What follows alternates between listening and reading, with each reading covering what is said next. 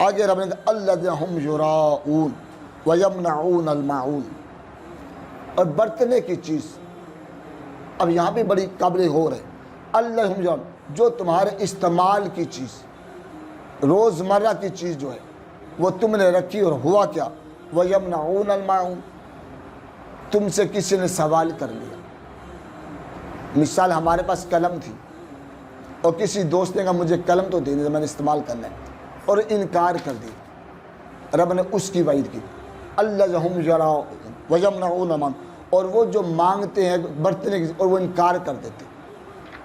ان کو آخرت کی فکر نہیں ہے۔ یعنی یہ آیت ہم سے تقاضا کرتے گھر میں جو ضرورت مرہ کی چیزیں، مثال کے طور پہ برتن ہے، اب کسی پڑوسی نے برتن مانگ لیا، اکثر ہم کہہ دیتے ہیں جی نہیں ہے ہمارے پاس، تو حالانکہ گھر میں ہوتا ڈر کہ جو استعمال کریں خراب نہ ہو جائے، یہ جلا نہ دیں، توڑ نہ دیں۔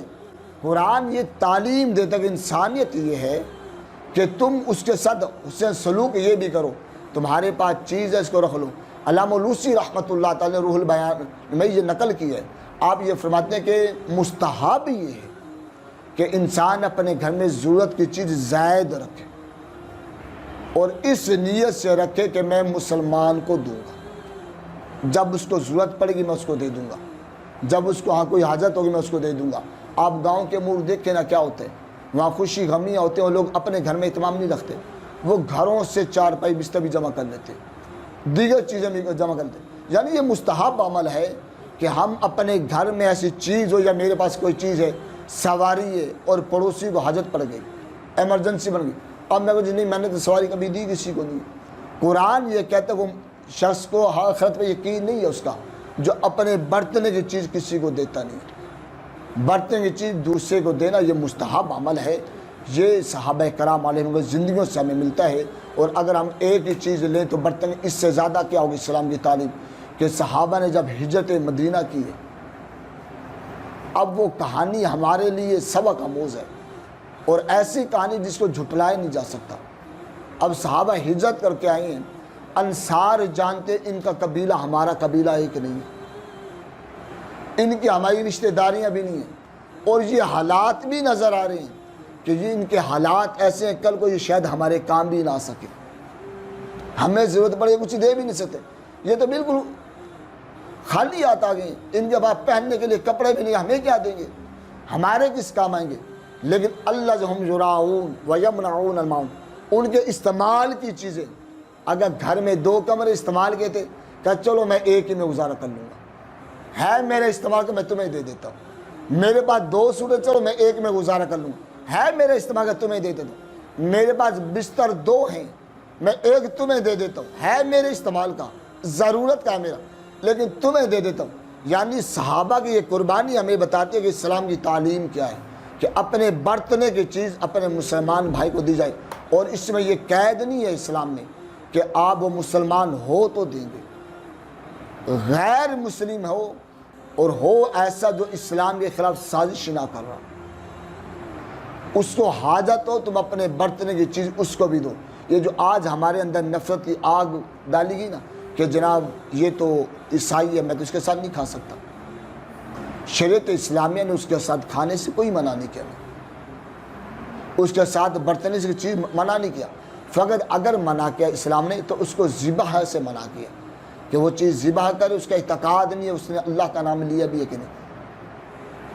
اس کو نہ کھائیں، اس کے علاوہ اس کے ساتھ بیٹھ کے کھانا، اس کا معاملات دنیا کا ناجائز ہے۔ آقا کریم صلی اللہ علیہ وسلم کتنی سیرت کی ایسی باتیں ملتی ہیں کہ حضور کا یہ کردار ہوتا تھا، مشرکین ایمان لے آتے تھے۔ حضرت علی مرتضیٰ شیر خدا کرم اللہ تعالیٰ وجہ کریم کے بارے میں ملتا ہے، دیگر صحابہ کے بارے میں آتا ہے کہ وہ کسی کو اسلام کی دعوت بھی نہیں دیتے، وہ سب ان کا کردار دیکھتے کہ اتنا حسن سلوک ہمارے ساتھ، اتنا حسن سلوک، اتنی قربانیاں، وہ یہ دیکھتے اور ایمان لے آتے۔ یعنی وہ انہوں نے اسلام اپنی قربانیوں کے ساتھ، قرآن میں جو آتا ہے الذین یراؤن ویمنعون الماعون کہ برتنے کی چیز دیتے، جب صحابہ برتنے کی چیز دیتے ان کا دل نرم ہو جاتا، اتنے نرم دل ہیں یہ صحابہ، یہ ایسا سلوک کرتے ہمارے ساتھ، ہم انکار بھی کرتے مانتے نہیں، پھر یہ کام کرتے ہمارے ساتھ، اس کو دیکھ کے وہ ایمان لے آتے۔ تو ہم تو مسلمانوں کی اکثریت میں رہتے ہیں، اور ہمارے دوست احباب قریبی مسلمان ہوتے ہیں،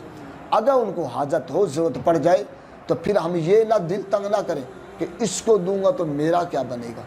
اگر مالک نے اب دی ہے وہ دوبارہ بھی تو دے دے گا, اور اس کا یہ ہمارے پہ حق بھی تو ہے نا,